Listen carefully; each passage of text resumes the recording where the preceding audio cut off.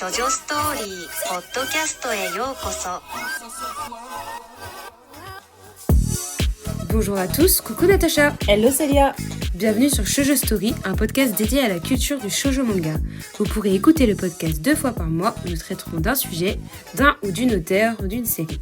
Nous sommes heureuses de vous accueillir pour ce 5e épisode. Et oui déjà, de cette saison 2.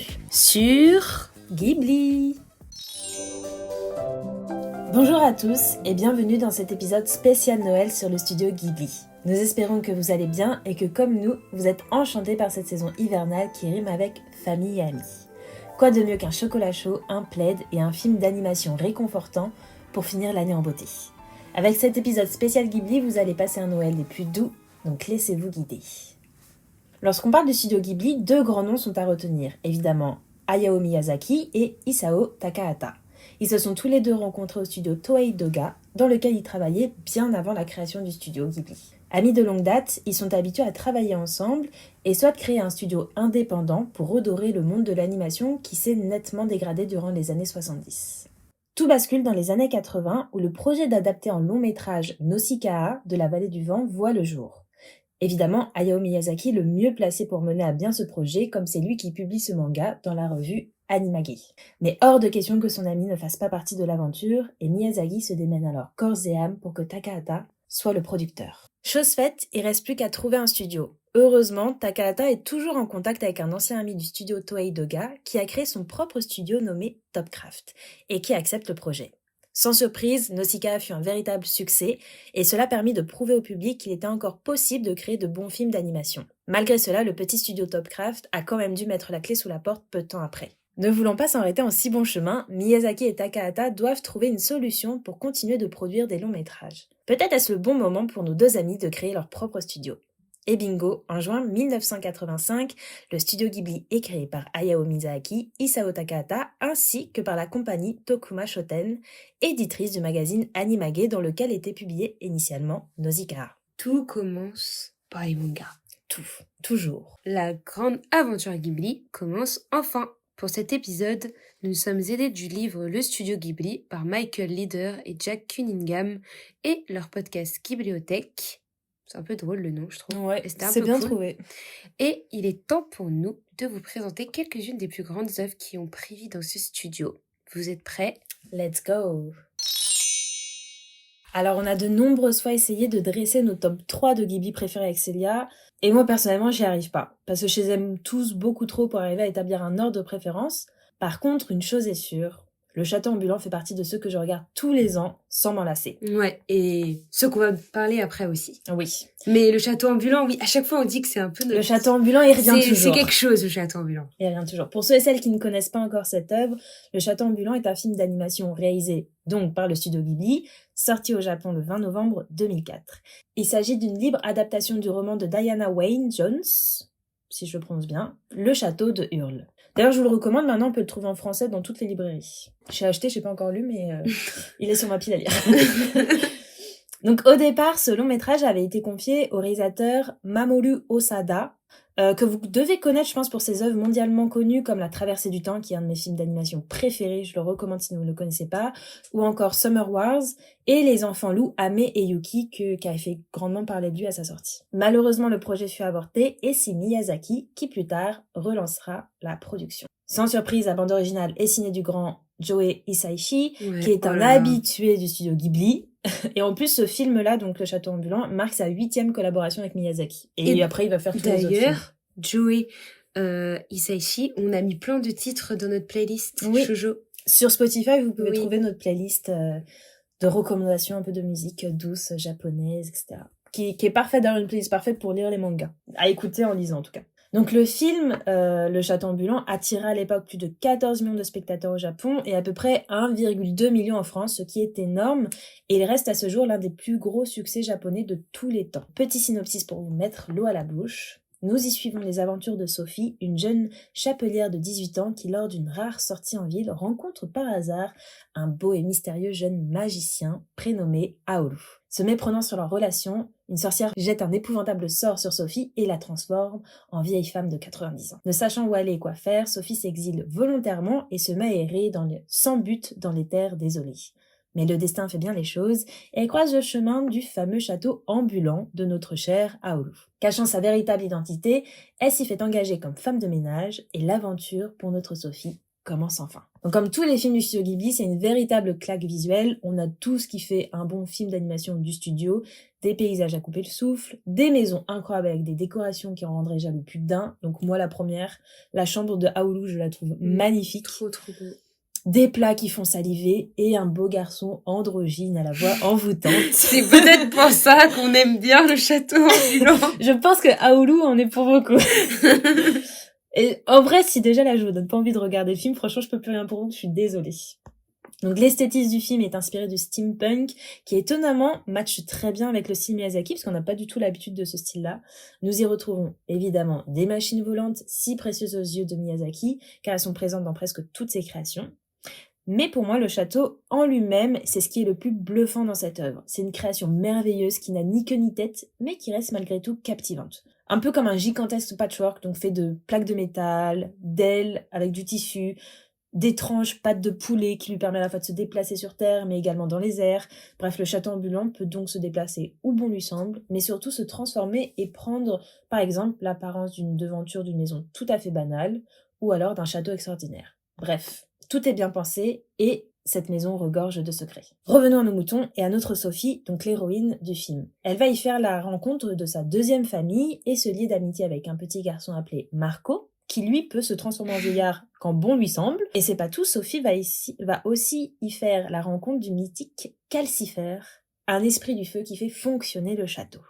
Et bien sûr, il y a notre beau Aolu, un magicien en caractère bien trempé, qui est toujours en vadrouille on ne sait où, en train de combattre dans la guerre qui fait rage au loin, on sait pas trop pourquoi. Oui, c'est vrai. Mais il y a toujours un peu la C'est guerre vrai. au loin dans les Ghibli. Ouais, mais on sait pas trop. Non, mais il va au front, il y va.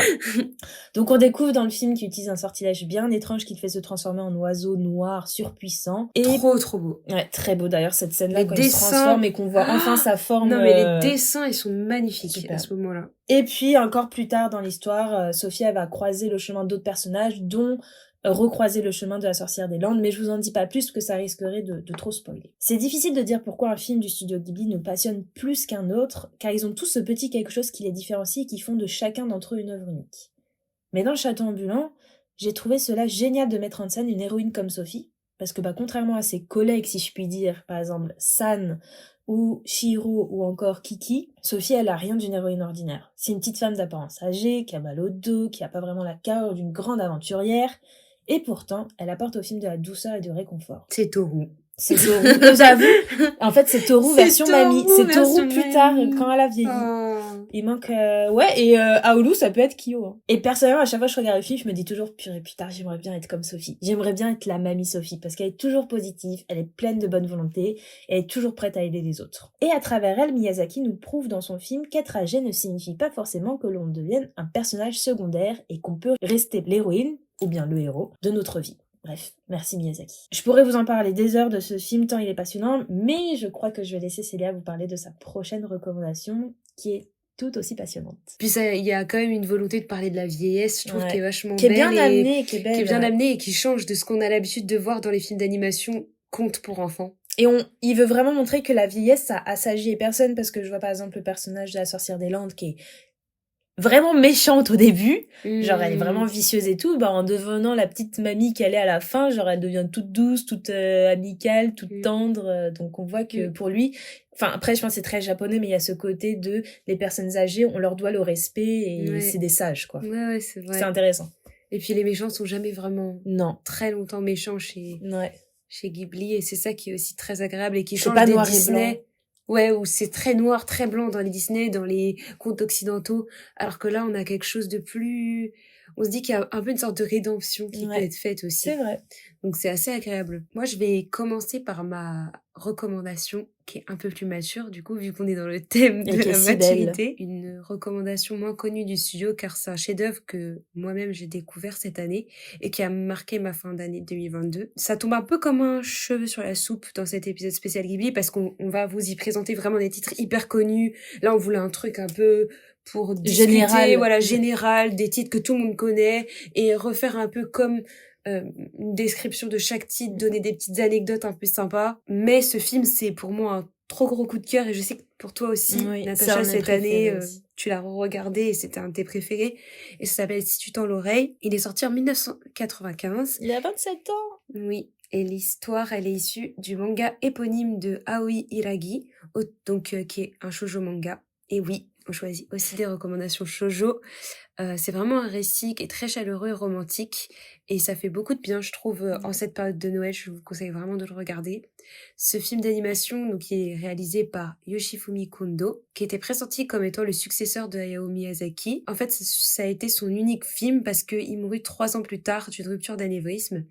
Et c'est aussi ce qui fut l'une des raisons du départ à la retraite de Miyazaki la même année. Faut savoir que quand même, Hayao Miyazaki, il a écrit cette histoire, storyboardée, développée et scénarisée, si tu tends l'oreille. Il disait d'ailleurs sur ce film-là, pourquoi il a écrit un shoujo manga maintenant. C'est parce que ce film, pour lui, il représentera le genre de défi que les hommes d'un certain âge, nostalgiques de leur propre jeunesse, lanceraient aux jeunes gens d'aujourd'hui. Il visera à susciter une soif de spiritualité et à montrer l'importance de l'envie, la soif de donc cette spiritualité au public qui a tendance à abandonner trop vite l'idée d'être maître de son propre destin. Et en fait, c'est une histoire qui est tellement saine qu'elle en bouscule C'est la vrai. réalité. Donc c'est un peu ce que le maître a dit sur cette histoire. Pour vous mettre un petit peu dans le bain, on suit Shizuku Tsukishima, qui est une collégienne de 14 ans. Elle est très rêveuse, elle adore les romans, les contes, et bien sûr, elle emprunte souvent des livres à sa bibliothèque. Et je pense que ça, Natacha, ça nous a beaucoup plu, parce que Oui. nous aussi, à 14 Ça nous ans, représente bien. ouais, ça nous représentait bien, on était très rêveuses, et nous aussi, on passait notre vie comme des petits rats de bibliothèque. Et un jour, sur les fiches d'emprunt des romans, elle remarque en fait le nom d'un mystérieux Seiji Amasawa qui lit exactement les mêmes ouvrages qu'elle. Moi, je trouve ça hyper romantique. Ouais, c'est trop beau. Tu te dis, Le destin. on se suit et c'est le destin. Et elle décide alors d'en savoir un peu plus, bien sûr, sur cet inconnu et fait par hasard la connaissance d'un jeune garçon qu'elle trouve tout d'abord vraiment hyper exaspérant. Et puis, vous en doutez bien, c'est lui, Seiji Amasawa. Premièrement, je dirais qu'on est vraiment frappé par la réalité de la ville tokyoïte, puisque ça se passe à Tokyo, face à l'imaginaire débridé de la jeune héroïne, Shizuku. L'intrigue principale tire sa beauté des actions ordinaires et c'est vraiment ça qui m'a plu. Toi comme moi, Natacha, nous avons eu la chance d'aller au Japon et vraiment de ressentir l'aura du film, même si Enfin, moi j'ai vu le film après avoir été au Japon, mais quand même je trouve qu'il y a cette aura C'est vrai. très très forte et les questionnements personnels de Shizuku réfèrent extrêmement précisément à cet âge, en fait, à l'âge adulte, lorsque l'on doit faire des choix pour notre avenir, et notamment lorsque nos parents, l'école, la société nous posent cette question fatidique qui est « que vas-tu faire plus tard ?» Qui est tellement difficile à répondre à cet âge à 14 ans, Bien c'est sûr. dur de savoir. Mais même aujourd'hui. Même Même à 27 ans. Bien sûr. Et en général, quand t'es une personne créative, comme Shizuku, parce qu'elle est très créative, tu as l'impression de devoir déplacer des montagnes pour faire ce que tu veux de ta vie, des obstacles qui te paraissent insurmontables se mettent en travers de ton chemin, et t'as l'impression que tu vas jamais y arriver. Et c'est là que la magie s'opère, dans Si tu tends l'oreille. Souvent, on résume la magie à des personnages en couleur, des architectures étranges, comme tu parlais dans Le Château ambulant, des îles dans le ciel. On l'a vu aussi avec d'autres Ghibli, dont on parlera pas pour cet épisode, mais voilà, vous voyez un peu de quoi on parle. Et puis des personnages au visage de cochon. Là aussi, vous voyez de quoi on parle. Mais ici, c'est tout autre. Il suffit vraiment d'arpenter les rues de Tokyo sous le vent et les lumières naturelles du Japon pour se perdre dans la ville et ressentir le charme de celle-ci. Avec le romantisme de l'adolescence propre vraiment au shoujo manga, le film nous livre une très belle comédie romantique où le beau est dans la simplicité des rapports humains. Les gestes banals sont mystiques, les chats sont des guides, les anciens sont des oreilles attentives qui nous écoutent et tous ces liens peuvent vraiment être faits n'importe où et chez n'importe qui. Et c'est pour ça que vraiment dans n'importe quelle, je pense, sphère de la Terre, on peut se retrouver et on peut trouver son compte dans cette histoire.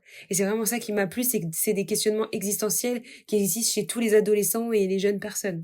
Je finirai par dire vraiment que j'ai trouvé vraiment une grande importance à la lumière et au soleil dans l'œuvre. Notamment, je trouvais qu'elle donnait vraiment cette aura magique à la ville et on y retrouve aussi plein de petits clins d'œil en fait aux autres films du studio. Par exemple, on a le dos d'un livre dans la bibliothèque de l'école qui porte le nom de Totoro, la pendule dans la boutique et de la marque Porco Rosso.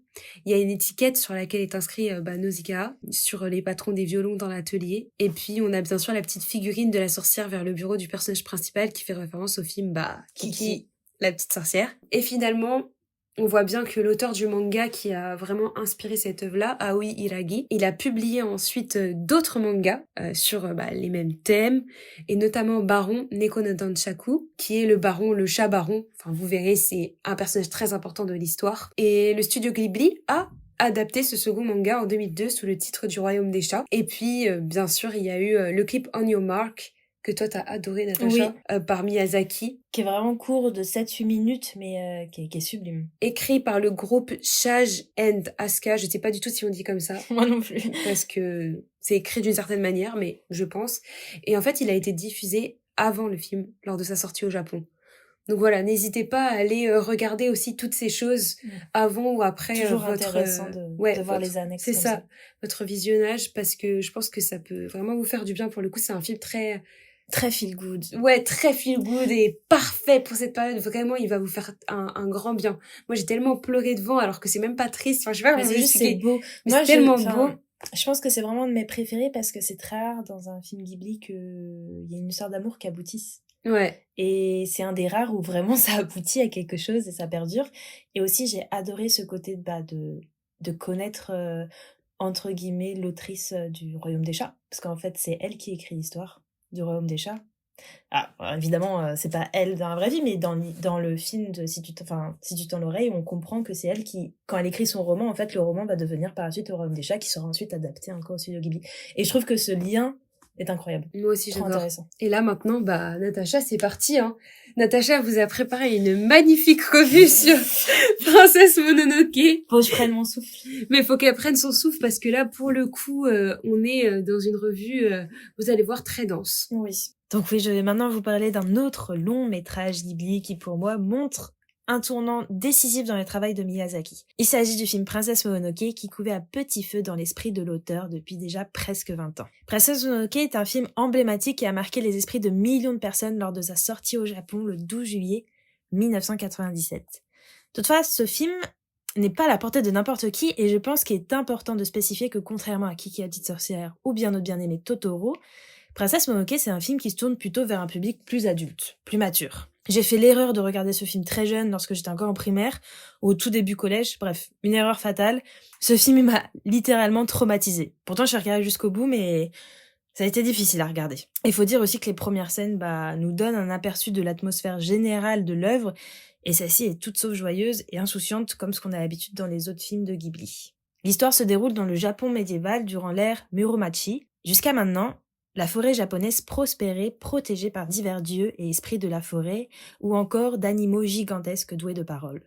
Nous sommes à une époque où l'expansion industrielle commence dangereusement à empiéter sur le monde naturel, et l'homme a besoin de bois pour prospérer et n'hésite pas à détruire la forêt à vitesse grand V. Ashitaka, jeune prince de la tribu des Emishi, est frappé par une malédiction mortelle alors qu'il essayait de sauver son village d'un sanglier transformé en démon démoniaque et dévastateur. Condamné à devenir à son tour un démon, il part à la recherche du dieu cerf, qui est le seul capable de le sauver. Mais Ashitaka est différent des autres humains, et il souhaite plus que tout que cette guerre entre les humains et la nature cesse. Toutefois, il va vite se rendre compte que la haine entre les esprits de la forêt et les humains est bien plus puissante que ce qu'il ne pensait. Sur la route, il fera face à de nombreux obstacles et fera aussi la rencontre, entre autres, de San, jeune humaine élevée par les loups, et Dame Eboshi, chef du village des forges, qui détruit la forêt pour assurer la prospérité de son peuple. Bref, pas facile de résumer cette histoire, donc j'espère ne pas vous avoir perdu en route. Mais vous l'aurez compris, Princesse Mononoke n'est pas un conte utopique et joyeux comme peut l'être d'autres œuvres du studio Ghibli. Ici, Miyazaki souhaite mettre en lumière la force de l'homme sur la nature en pointant du doigt les ravages qu'il cause en détruisant la nature pour son profit personnel. Cette lutte absurde et sans fin entre les humains et la nature est retranscrite avec une beauté poignante.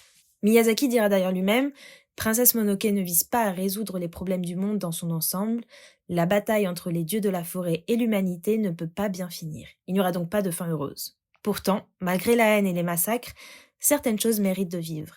De merveilleuses rencontres sont possibles et de belles choses peuvent survenir. » Pourtant, l'idée première de Miyazaki sur Princesse Mononoke était tout autre. Initialement, le cinéaste voulait créer une libre adaptation de La Belle et la Bête en 1980. Ah bon ? Ouais. C'est super intéressant, ça. Ouais. Et il avait même commencé à réaliser de superbes esquisses à l'aquarelle pour promouvoir son idée auprès de futurs partenaires.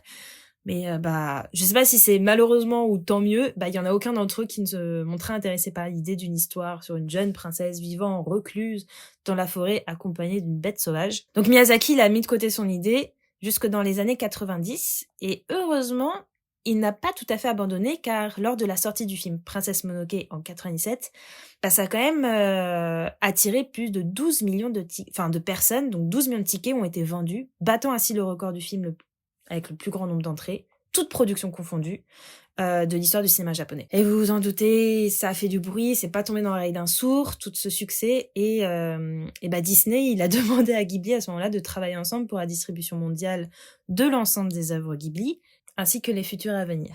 Mais ça se passe pas comme prévu, Ghibli est bien loin de l'univers Disney, et la collaboration va pas s'avérer aisée. Kiki la petite sorcière, c'est tout mignon, mais Mononoke, c'est quand même un peu trop sanglant et difficile à comprendre pour Disney. Totoro, ça va encore, c'est cute. Par contre, pas question que le père prenne son bain avec ses 2 petites filles. Bref, on en reparlera sûrement parce que je pense qu'il y a beaucoup de choses à dire sur ce sujet-là.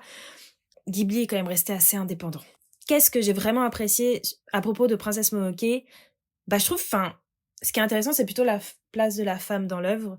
Comme dans Nausicaa, comme dans Chihiro, ou encore dans Kiki, les personnages féminins, c'est toutes des femmes très fortes, courageuses, aventurières, qui ne reculent devant rien. San est une véritable guerrière, et malgré son jeune âge, elle est redoutable. Dame Eboshi aussi, c'est vraiment une figure importante, qui se trouve être à la tête de tout un village. D'ailleurs, les jeunes femmes qui y vivent ne sont aucunement écrasées par les hommes, au contraire, ce qui est quand même très rare dans un peuple à cette époque-là. Autre point intéressant à souligner, c'est le fait qu'il n'y ait ni de vrais méchants, ni de vrais gentils, comme l'avait dit du coup Célia dans les Ghibli, c'est vrai que c'est pas tout noir ou tout blanc, c'est gris, et dans Princesse Mononoke, c'est également le cas. Pour en revenir à Dame Eboshi, à première vue, elle pourrait incarner la méchante parfaite, mais c'est beaucoup plus complexe que cela, et c'est ça qu'on aime chez Miyazaki. À bien y regarder, elle est à la tête d'un village qui est plutôt moderne pour l'époque. Comme on l'a souligné plus tôt, les femmes y sont bien traitées, elles ont une place importante, toute personne est traitée de manière égale, même les lépreux, qui sont accueillis dans la vie et considérés comme des êtres humains et non comme des monstres. Et pourtant, ça n'empêche pas Dame Eboshi d'avoir une soif de pouvoir et de détruire la nature environnante. Donc tous les personnages sans exception montrent aussi bien un côté bon et mauvais, ce qui brouille un peu les pistes de qui sont les véritables méchants dans l'histoire. Par exemple, San et Ashitaka, ils font pas exception parce que dans leur quête de paix, donc chacun motivé évidemment par des enjeux différents, ils causeront quand même la mort autour d'eux. Les animaux aussi deviennent mauvais. On a les orang-outans qui sont prêts à manger Ashitaka pour absorber la puissance de l'homme. On a encore les sangliers qui sont aveuglés par leur haine, qu'ils portent aux hommes, et ils sont prêts à leur livrer une guerre sans merci pour venger leur dieu déchu. Donc on voit vraiment à quel point Miyazaki, il veut nous montrer l'absurdité de cette guerre des hommes contre la nature, et que, quoi que l'on fasse, c'est la nature qui gagnera toujours, et que tout ce que l'homme arrivera à faire en définitive, c'est de courir à sa propre perte. Donc c'est pas très joyeux, c'est vrai que ce film est plutôt pessimiste et peut être assez traumatisant dans ses scènes parce que c'est extrêmement violent, il y a beaucoup de sang, il y a beaucoup de blessures, mais c'est aussi, je trouve, un film déclaration, quoi. Oui. Et je trouve c'est que pour ça que je trouve ça de le met un revoir tournant maintenant. dans le... Ouais, c'est bien de le voir maintenant aussi avec l'époque dans lequel on vit. Il était assez... actuel. Ouais. Déjà à l'époque. Là aussi, on est toujours un peu dans la même veine parce que vous l'avez compris, Ghibli, c'est hyper politique. Ça veut passer des messages. Ça veut passer des messages. Donc après Princesse Mononoke, je suis obligée de vous présenter Le Voyage de Chihiro parce que c'est le film de Ghibli incontournable que vous devez voir si vous n'avez jamais mis un pied dans le monde du studio. C'est le film qui a bercé enfance ou adolescence et qui représente vraiment l'image de la maison quand même. Ouais. Après le succès de son prédécesseur, Le Voyage de Chihiro, c'est le film qui vous a sûrement fait plonger dans la marmotte Ghibli. En janvier 1998, Hayao Miyazaki, il décide de se retirer de la réalisation après vraiment ce succès, comme vous l'avez vu, éprouvant de Princesse Mononoke. Et il commence à créer son atelier Ghibli, il va diriger une formation pour les animateurs, Higashi Koganei Sonjuku, et il commence même à imaginer son projet de musée. Donc le tout premier musée, pas celui qui vient d'être créé là. Oui, tout à fait. Et 10 ans après Kiki la petite sorcière, dont nous parlerons dans un prochain épisode, Miyazaki va vraiment s'inspirer de vacances passées avec des amis de la famille et une petite fille de 10 ans qui lisait des mangas. Et oui, toujours ces fameux mangas.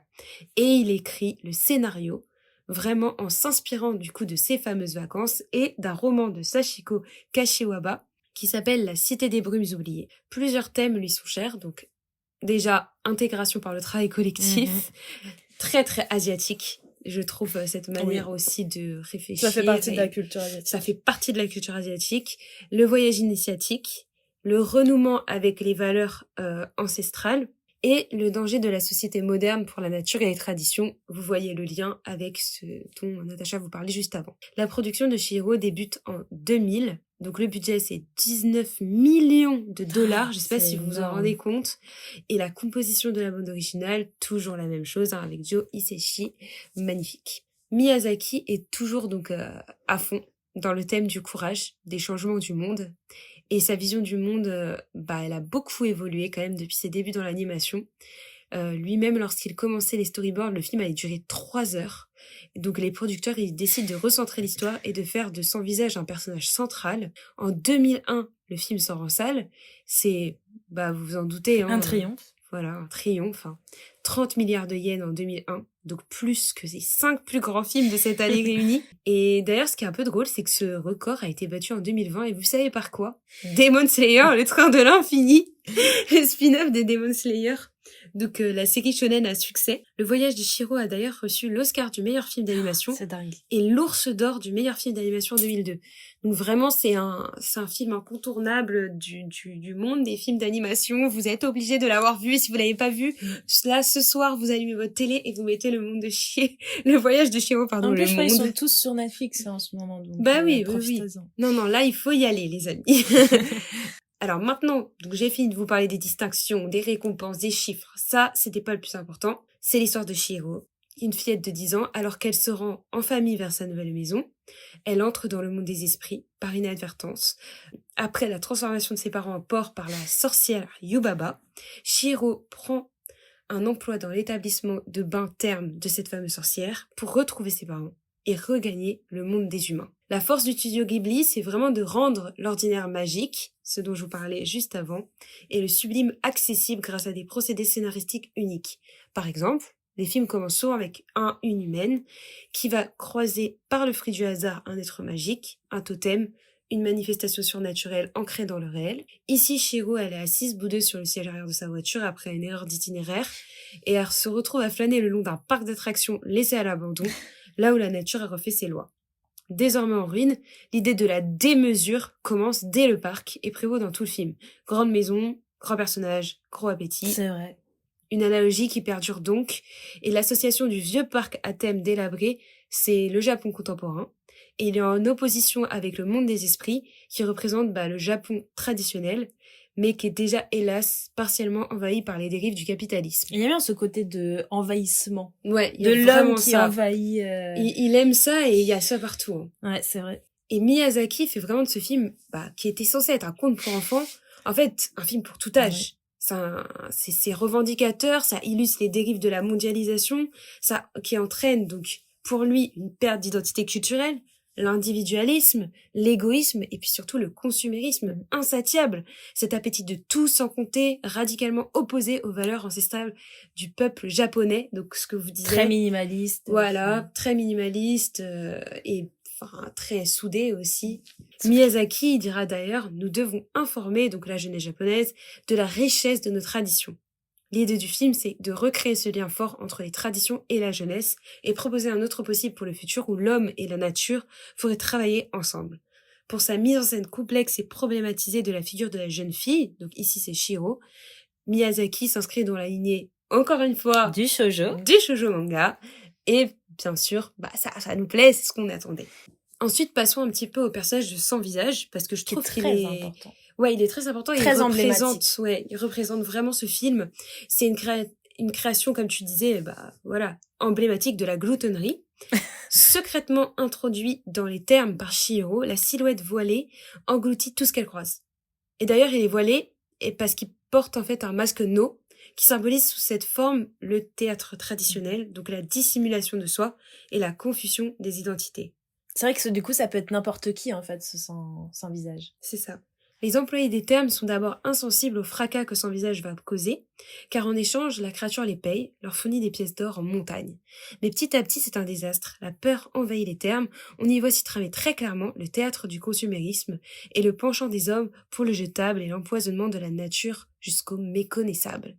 C'est ainsi que la purge, qu'elle soit signifiée par le vomissement ou le lavage, sont hyper satisfaisants à regarder.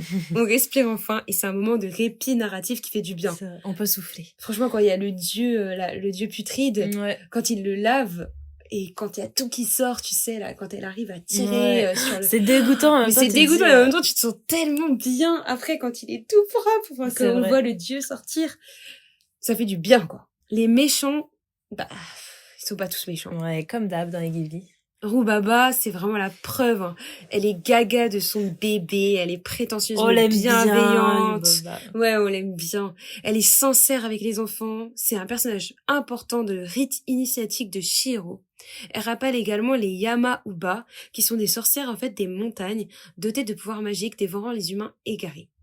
Tout comme Yubaba, les Yama-Uba sont aussi associés à la maternité, et l'une d'entre elles est la mère de Kintaro, un héros herculéen qui rappelle le gigantesque bébé dans le film de Miyazaki. Ainsi, dans le folklore, les Yama-Uba, maléfiques mais mères protectrices, présentent la même dualité que Yubaba. Et puis à côté de Yubaba, on a Aku, la divinité associée à une rivière qui crée des liens avec Shiro tout au bout de son voyage personnel, qui représente vraiment l'union entre un humain et un kami, qui requiert un cœur sincère et pur.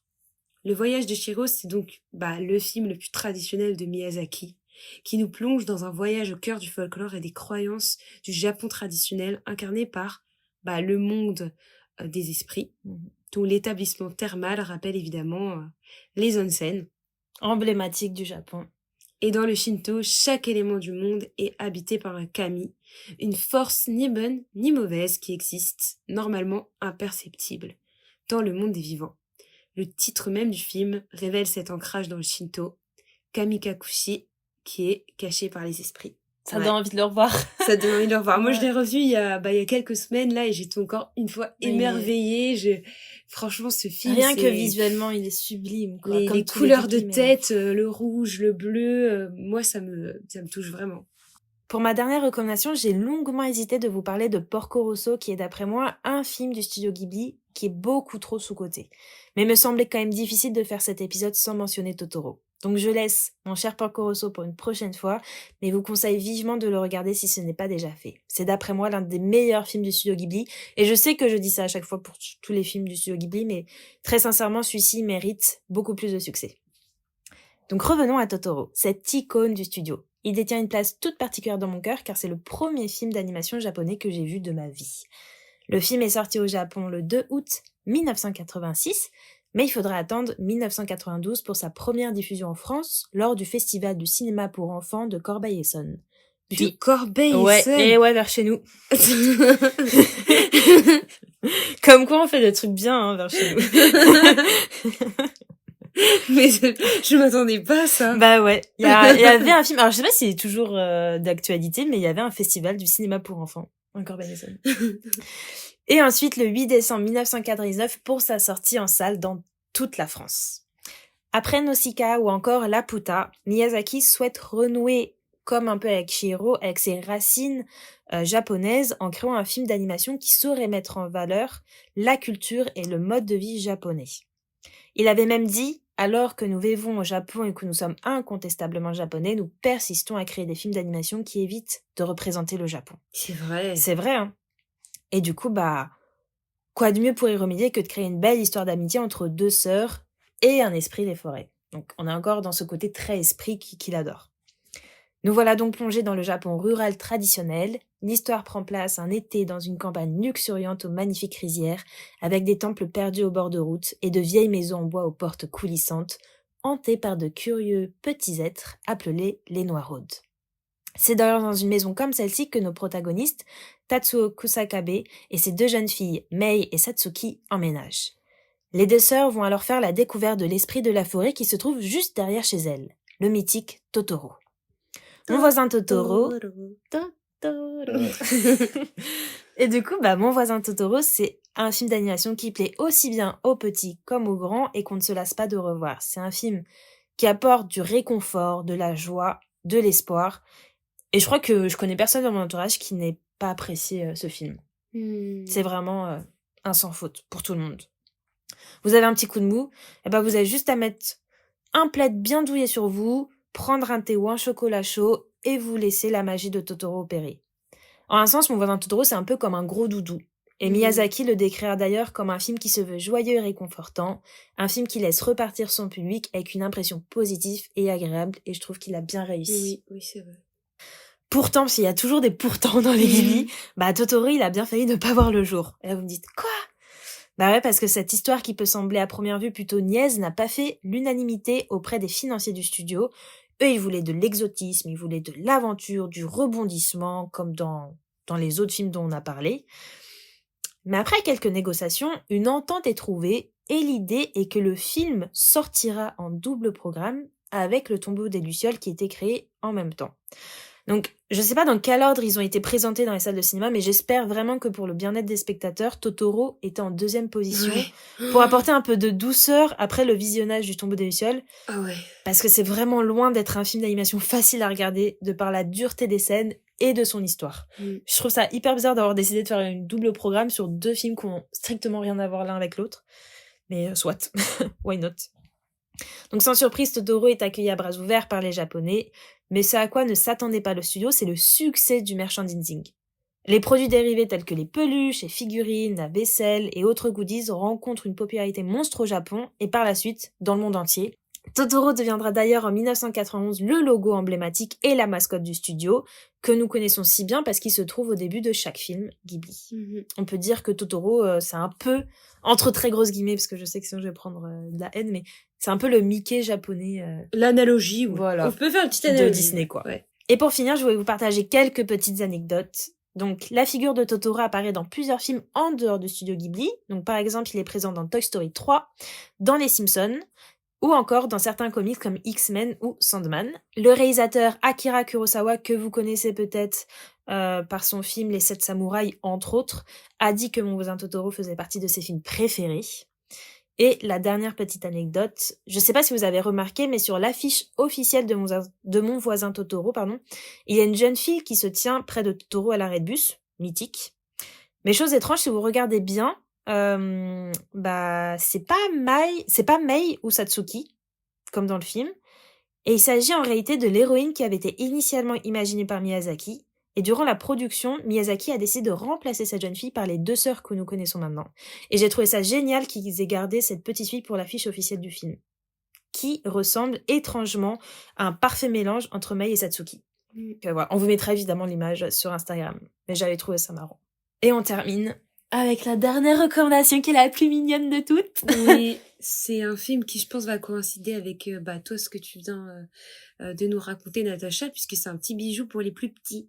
Et encore, moi je l'ai revu il y a pas longtemps et il plaît aux plus gros. C'est ça. Mais si vous avez des enfants en tout cas et que vous savez pas quoi mettre, quel film mettre pour Noël, je peux que vous recommander Ponyo, sorti en 2008. C'est un film sommet du box-office, un peu comme tous les films dont on vous a parlé qui ont fait la renommée du studio Ghibli. Miyazaki, il a pris 2 ans pour la phase de pré-production de ce film pour le réaliser.